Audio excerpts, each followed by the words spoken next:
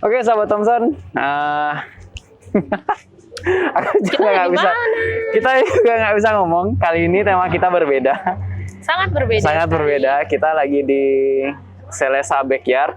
Teman-teman, kalau yang di Bali, di area-area Denpasar, ini bisa ketemu Selesa Backyard tuh di Jalan Tukat Batanghari. Di Renon. Iya, di Renon.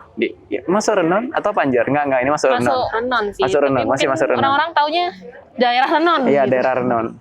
Ini baru tempatnya kalau aku nggak salah per awal tahun ini deh, apa akhir tahun kemarin tuh dia udah buka. Pokoknya aku sering lewat-lewat sini itu masih pembangunan, tak pikir apa kan. Ternyata kafe. Jadi bisa simak aja di sini ya. Ada video-video dikit buat Selesa Backyard. Thank you Selesa Backyard udah minjemin tempat buat kita syuting hari ini.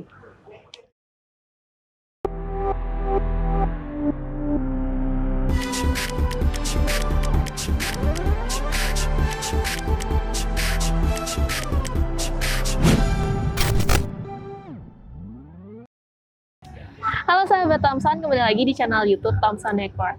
Oke, sahabat Thompson di rumah pernah nggak sih dengar kata kanker? Penyakit kanker pasti terbersit dong di pikiran sahabat Thompson, itu penyakit yang mematikan. Dan ada timbul pemikiran, bisa nggak sih kita selamat di penyakit kanker ini? Oke, sebelum ke pembahasan nih, di sebelah saya ada Bapak Bayu dari Himpunan Perawat Onkologi Indonesia. Sebelum masuk ke materi nih, boleh dong Bapak sedikit memperkenalkan diri dan apa sih itu Himponi, Pak? Gitu. Baik, terima kasih. Jadi perkenalkan, nama saya Bayu Wisastrawan, itu bekerja di salah satu rumah sakit swasta. Kebetulan untuk saat ini itu saya tergabung dalam himpunan keseminatan yaitu onkologi, yang mungkin bahasanya adalah bahasa kerennya Himponi ya. Himponi. Jadi Himponi itu adalah kependekan dari Himpunan Perawat Onkologi Indonesia, di mana di sana kita berkumpul teman-teman mungkin yang memiliki keseminatan di bidang onkologi, kalau lebih mengkhususnya di kemoterapi ataupun radioterapi seperti itu. Untuk di Bali, kebetulan saya sebagai pengurus di Himponi Bali. Oke.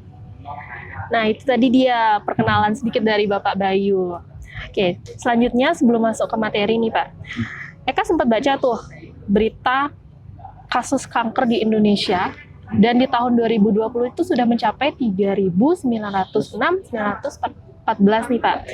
Nah, dilihat dari kasus yang begitu banyak dan tingkat risiko kematian dan berita kematiannya juga udah banyak, menurut Bapak gimana? Gitu. Baik, kalau bicara masalah data ya, jadi masalah data kita pasti akan selalu update terkait tentang kanker. Jadi sesuai dengan data yang disampaikan Eka tadi terkait tahun 2020 dengan jumlah kanker 3.900 sekian, ditambah dengan jumlah kematian yang mencapai 200 sekian ribu orang, itu kita kalau melihat masalah kanker tidak akan ada habisnya, dan bahkan ya di tahun-tahun selanjutnya kanker itu akan semakin meningkat dengan segala jenis varian yang ada di kanker. Itu kan kanker lumayan banyak ya variannya, tidak hanya cukup kanker ABC, mungkin nanti akan nambah kanker-kanker yang lainnya mungkin yang belum pernah ada penyakitnya seperti itu. Berarti kemungkinan kanker itu akan bertambah variasinya, itu ada Pak ya? Kemungkinan itu akan selalu ada. Jadi dari dulu mungkin kanker cuma ada sekian jenis, sekarang udah menjadi banyak, yang nanti mungkin ya dengan berkembangnya waktu dan berkembangnya zaman itu mungkin akan menambah lagi. Oke. Nah, itu tadi teman-teman kasus kanker di Indonesia dan bisa bertambah kemungkinan itu variannya. Tapi mungkin sahabat Thompson di rumah nih belum tahu nih, sebenarnya penyakit kanker itu penyakit mematikan saja apa bisa menular atau dari mana? Mungkin dari Pak Bayu sendiri bisa menjelaskan penyakit kanker itu apa? Silakan Pak. Baik, kita jadi definisi atau pengertian ya penyakit kanker. Jadi penyakit kanker itulah kita pastikan dulu sampai saat ini di sana dinyatakan penyakit kanker adalah penyakit yang tidak menular, yang biasanya itu ditandai dengan pada salah satu pasien itu adalah munculnya jaringan baru atau mungkin kita sebut dengan benjolan, yang dimana awalnya itu adalah bersifat kecil, yang lama kelamaan itu akan menjadi besar secara periodik. Setelah itu akan menimbulkan suatu kerusakan jaringan yang ada di sekitar benjolan tersebut, yang mungkin ya kita nyebutnya dari istilah medis sudah mengalami metastase ke yang lain. seperti itu. Berarti ciri-ciri pertamanya itu bisa kita katakan adanya sebuah benjolan. Iya, adanya benjolan yang abnormal ya. Jadi tubuh manusia kan tidak lurus ya, jadi pasti ada benjolan-benjolan. Cuma itu tumbuh benjolan yang tidak abnormal, tidak normal di satu tempat tertentu yang mungkin itulah yang kita curigai sebagai titik awal dari penyakit kanker seperti itu. Oh. Tapi apakah ada gejala atau tanda lain orang yang terkena penyakit kanker? Karena kita tahu nih Pak, kalau misalkan kita ke dokter, itu diagnosanya udah stadium akhir. Padahal di rumah kita menganggapnya ini seperti penyakit biasa, sakit kepala biasa, sakit di bagian perut biasa gitu. Tapi setelah didiagnosa, ternyata itu sudah stadium akhir. Apakah bisa kita melihat gejalanya sejak dini sebelum ke diagnosa dokter? Oke, kalau penyakit kanker sih ya, pertama mungkin ciri khas yang seperti saya sampaikan tadi, itu tentang ada benjolan. Itu biasanya kan tubuh manusia itulah normal ada benjolan, cuma kalau misalkan ada benjolan yang abnormal atau tumbuhnya di tempat yang tidak harusnya benjolan, itulah ciri khas pertama kanker. Iya. Yang kedua mungkin ya, kita di sini ada perubahan warna kulit. Jadi misalkan teman-teman kita yang di awal gitu kita lakukan, misalkan teman-teman yang mengalami kanker yang daerah kulit, itu biasanya dia akan berubah menjadi hiperpigmentasi atau mungkin menghitam, itu bahasa menghitam yang tidak normal. Setelah itu pada yang lainnya, ciri khas yang lainnya mungkin penurunan berat badan, habis itu ada timbul rasa sakit mungkin yang tanpa sebab, tanpa ada gejala ABC, tiba-tiba kok saya merasa nggak enak badan, kok saya merasa menggerakkan tangan ada yang mengganjal, seperti itu. Setelah itu mungkin ya ada gangguan pada saluran getah bening, tapi ini kita nggak bisa cek setiap hari, maksudnya kita cek keseharian nggak bisa, cuma kita harus melakukan pemeriksaan ke dokter dulu. Setelah itu baru kita akan mengetahui apakah ada gangguan ataupun tidak, seperti itu. Nah kira-kira Pak, kalau dari Bapak perawat sendiri, lebih baik kita mengecek ke dokternya itu pada saat sudah timbul gejala apa, atau bisa nih karena ada benjolan lebih baik kita cek ke dokter, atau sebelum ada benjolan mungkin ada gejala apa gitu dulu Pak? Kalau dari kami tetap menyarankan ya, di awal pasti kami akan menyarankan apabila sudah mengetahui ada tanda-tanda yang mengarah ke kanker, silahkan dilakukan pengecekan ke dokter. Misalkan ada benjolan belum besar, masih kecil saja, itu sudah bisa dilakukan pemeriksaan ke dokter. Apakah nanti dengan melakukan operasi atau apa? Jadi setelah dilakukan operasi dan setelah dilakukan dengan pemeriksaan patologis anatomi atau pemeriksaan kanker, kita sudah dapat memastikan apakah benjolan tersebut benar-benar kanker ataupun tidak kanker. Karena banyak juga yang memang ada benjolan setelah kita cek secara patologis anatomis itu tidak kanker. Jadi kita setelah mengetahui itu kan kita merasa lebih lega ya. Jadi oh ya, benjolan saya itu tidak kanker kok sebenarnya. Sudah lakukan cek. Namun kalau sudah kita cek masih kecil, habis itu sudah kita lakukan operasi, habis itu adalah kanker. Nah, sesegera mungkinlah lakukan pengobatan kanker, baik itu dengan kemoterapi, dengan radioterapi ataupun yang lainnya, seperti itu. Oke, jadi sahabat Thompson, kira-kira kalau misalkan udah ada benjolan dan menurut perasaan sahabat Thompson itu udah kayak mesti diperiksain nih, daripada terjadi hal yang tidak-tidak, ada baiknya kita ke instansi kesehatan pemerintah dan melakukan pemeriksaan sejak dini, daripada sudah stadium akhir itu bisa dikatakan susah ya Pak ya mengobatinya. Nah, penyakit kanker, penyakit yang mematikan. Ya.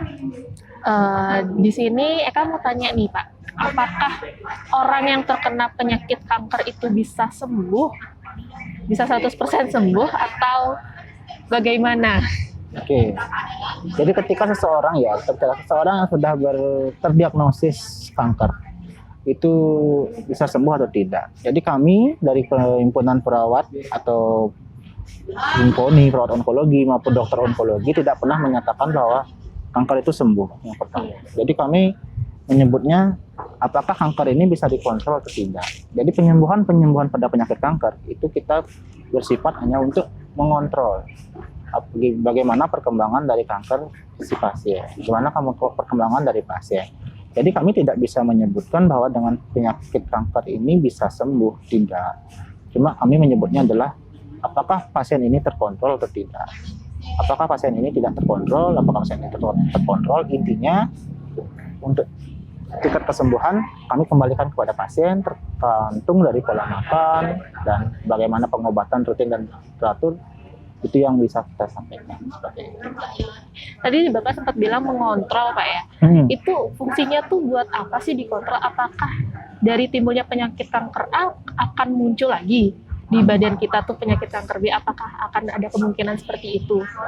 Ya, jadi konsepnya seperti ini.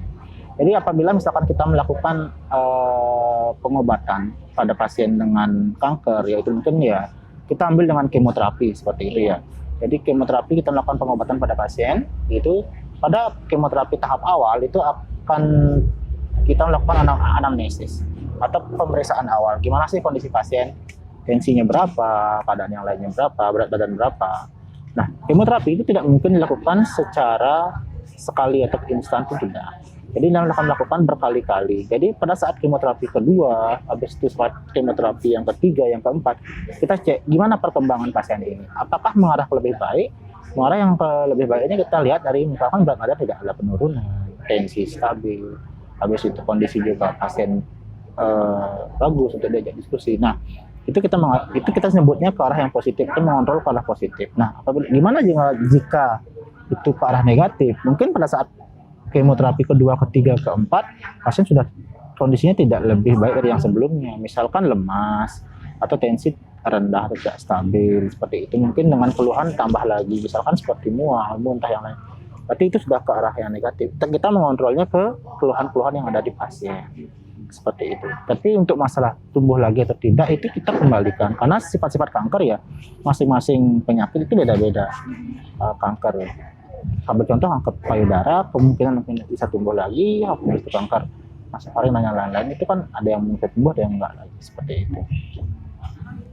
Oke, itu tadi dia teman-teman. Mungkin yang teman-teman yang memiliki yang sudah sedang berobat atau sudah terkena kanker itu harus semangat menghadapi penyakit kanker dan selalu ikuti arahan dari perawatnya, ikuti kemoterapinya.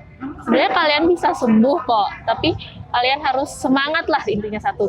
Kalau dari saya pribadi harus ada semangat gitu. Nah, terakhir nih Pak, ada nggak sih pesan-pesan dari Bapak untuk sahabat Thompson yang ada di rumah dan yang ada di luar sana, bagi yang sudah terkena kanker atau mungkin yang belum terkena kanker, seperti cara pencegahannya atau lain sebagainya? Silakan Pak. Baik, bukan kata-kata terakhir ya. Jadi iya, kan? Pesan terakhir dari saya mungkin selaku perawat kanker ya. Jadi saya tetap memberikan informasi bahwa pencegahan itu lebih baik ya daripada mengobati. Jadi teman-teman di sini kita harapkan lakukan pencegahan terlebih dahulu daripada nanti sudah terdiagnosis kanker. Itu akan lebih sakit. Lebih sakitnya lebih double ya. Jadi seperti itu. Jadi lebih baik kita lakukan pencegahan. Mungkin yang pertama ya kita secara umum ya pola makan hidup sehat. Di sini mungkin makan makanan yang bergizi. Setelah itu mungkin rutin berolahraga sesuai dengan kebutuhan ya. Jadi olahraga jangan terlalu dipaksakan. Kalau memang tidak bisa melakukan olahraga berat ya silakan sesuai dengan kebutuhan tubuh. Jadi setelah itu hindari ya yang namanya asap rokok. Mungkin ya kita mengetahui asap rokok sangat berbahaya, apalagi bagi saluran pernafasan. Selanjutnya alkohol, mungkin bagi teman-teman yang suka alkohol itu dihindari kalau bisa, dan kalau memang di area keluarga itu memang banyak yang ada alkohol ataupun asap rokok, ya seminimal mungkin lah untuk saling bertemu lah untuk teman area keluarga. Selain itu bagi teman-teman mungkin yang ingin melakukan deteksi dini terkait dengan kanker, di mana itu sudah bisa dilakukan di rumah sakit, namun di sini kita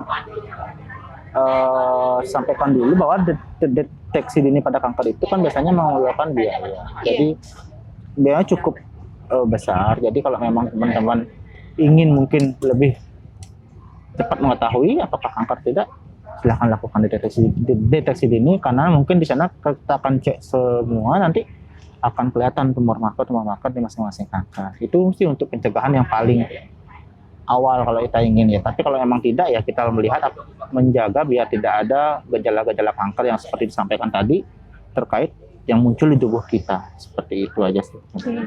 Jadi teman-teman sahabat Thompson nih, kalau misalkan udah ada muncul tanda-tanda atau Iya. gejala-gejala, langsung saja datang ke instansi pemerintah untuk Iya. melakukan pemeriksaan gitu teman-teman. Daripada kita udah tahu nih ternyata udah stadium akhir, lebih baik kita mencegah daripada mengobati, betul Pak ya? Iya. Nah, dari penyakit kanker ini kan dapat kesimpulan kalau dari pola hidup sehat kita bisa Iya. nih terhindar dari kanker. Jadi teman-teman mungkin yang pola hidupnya masih berantakan, ayo Iya. dah kita pola hidup sehat dulu supaya tidak terkena penyakit, karena kan sekarang tuh lagi banyak banget penyakit-penyakit yang sedang nyebar teman-teman. Oke. Mungkin sekian dulu pembahasan kanker kita kali ini Bapak. Terima kasih sudah meluangkan waktunya. Iya. Dan terima kasih sudah berbagi informasi kepada sahabat Thompson tentang penyakit kanker. Mungkin di lain kesempatan juga kita bisa bertemu dan membahas lagi tentang penyakit-penyakit yang lain mungkin Pak. Iya. Iya. Dan untuk sahabat Thompson jangan lupa untuk like dan komen di video ini, dan jangan lupa subscribe channel Thompson Network supaya tidak ketinggalan video-video yang lainnya, dan sampai jumpa di video selanjutnya.